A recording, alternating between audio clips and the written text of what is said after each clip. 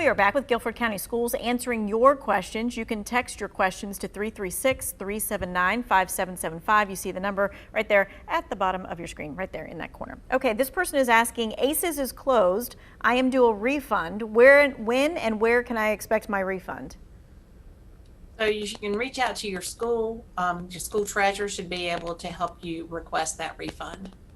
And can you just clarify, because a lot of people were asking, if they can go back to school, why can't they go to ACES? What's going on with that?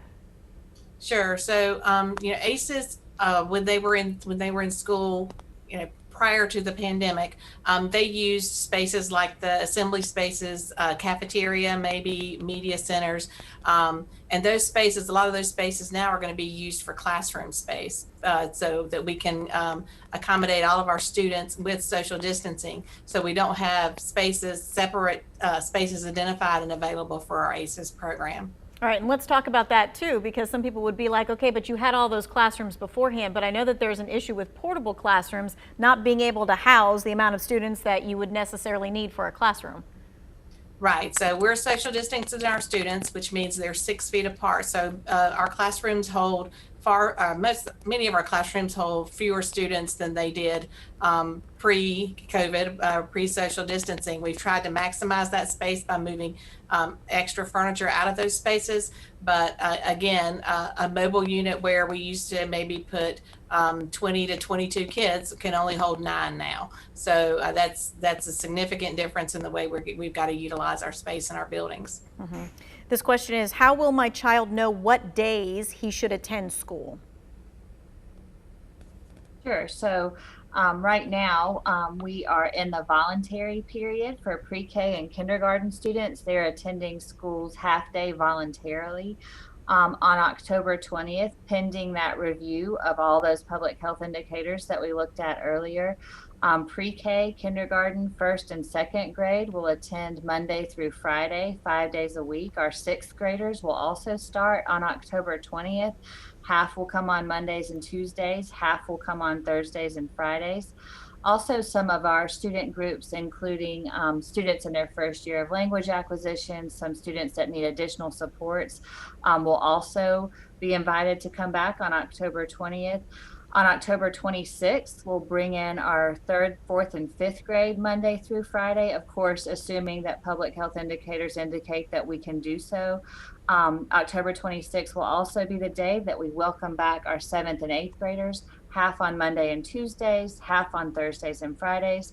And then January 20th, the first day of the second semester, pending review of health indicators, we'll welcome back our high school students, half on Monday and Tuesdays, half on Thursdays and Fridays.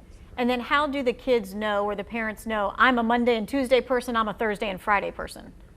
So right now, our principals are working on schedules. A lot of that has to do with what classes they're taking and how to make sure that we're following social distancing practices and continuing to keep schedules intact to the fullest extent possible. We're also continuing to encourage parents to fill out the parent preference form that was sent out last week. And as soon as we have that data in, we'll be able to have schools beginning to reach out to let them know whether they're a part of the Monday, Tuesday cohort or the Thursday, Friday cohort, but that has not yet begun. Okay, so parents, you need to be filling out that preference form. Is there a deadline to fill out that preference form so you can get that started? We needed it yesterday. Right. So schools are reaching out every day. They've posted it on the website. We need to know what every single family prefers. People have we've surveyed parents from the very beginning. The very first survey talked about whether you plan to return to school, and that happened late summer. But people's preferences change over time, and it's been a couple months, and so we really need all people to participate in the survey so that we can make decisions.